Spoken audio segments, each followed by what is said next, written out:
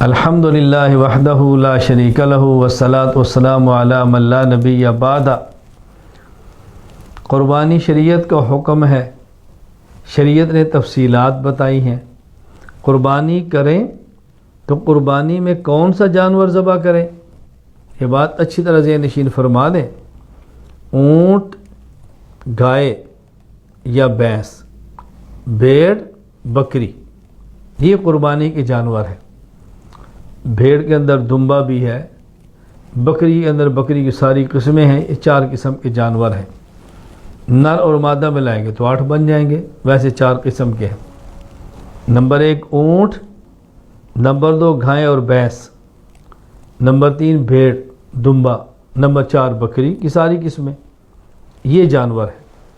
قرآن کریم سورۃ الحج میں اللہ تعالیٰ فرماتے ہیں وَلِكُلِّ أُمَّةٍ جَعَلْنَا مَنْسَكًا لِيَذْكُرُوا اسْمَ اللَّهِ عَلَى مَا رَزَقَهُم مِّن بَهِيمَةِ الْأَنْعَامِ، ہم نے ہر امت کے لیے چوپایوں کے مخصوص جانوروں پر ایک میں سے قربانی لازم کی ہے، اس پر اللہ کا نام لیں اور قربانی کے اندر جانور ذبح کریں۔ تو یہاں فرمایا ہے من بہیمۃ الانعام، من بہیمۃ الانعام، مخصوص جانور۔ یہ مخصوص جانور کون سے ہیں؟ اس کی خود وضاحت سورۃ الانعام آیت نمبر 142، 43 اور 144 کے اندر موجود ہے۔ ثمانیۃ ازواج، فرمایا 8 قسم کے جانور ہیں۔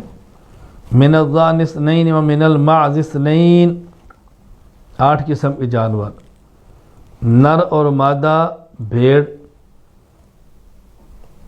نر اور مادہ بکری، یعنی بھیڑ، دمبا، مینڈا، دمبی، نر اور مادہ، دمبی ہے، دمبا ہے، بھیڑ ہے، مینڈا، بکری اور بکرا۔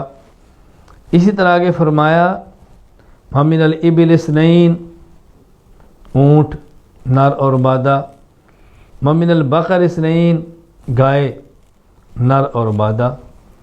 تو یہ جانور ہیں جو قربانی کے ہیں، اونٹ، گائے اور بھینس، بھیڑ اور دمبی یا دمبا، مینڈا اور بکری اور بکرا، یہ جانور بلا اختلاف۔ گائے کے علاوہ بھینس کے اندر بھی قربانی کرنی چاہیے، بھینس قربانی کا جانور ہے، اس پر مستقل ہمارے دلائل آ رہے ہیں انشاءاللہ العزیز۔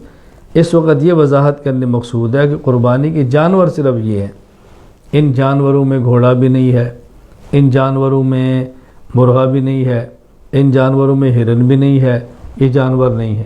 یہ جانور ہیں جو آپ نے قربانی کے اندر کرنے ہیں، اونٹ، اونٹنی، گائے، بیل، بھینس، کٹا، بھینسا، بھیڑ، مینڈا، دمبی، دمبا، بکری، بکرا، یہ جانور ہیں۔ اللہ تعالیٰ احکام شریعت سمجھ کر عمل کرنے کی توفیق عطا فرمائے۔